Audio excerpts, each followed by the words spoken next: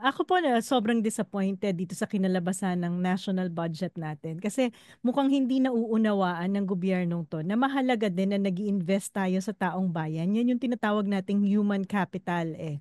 Lalong-lalo na sa health at education. Itong PhilHealth po napakalaking issue nito.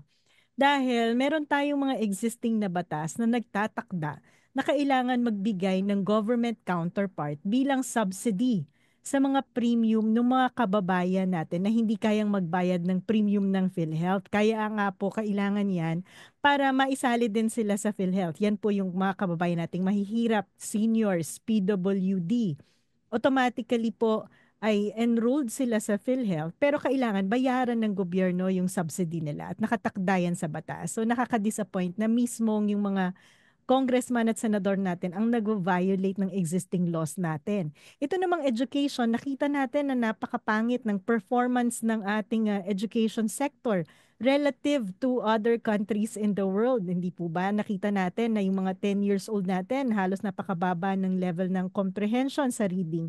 Kung babawasan pa natin yung budget natin sa education, mas nakakalungkot po yun dahil imbes na suportahan at pagandahin yung ating education sector ay hindi pa napaprioritize. At tama po yun.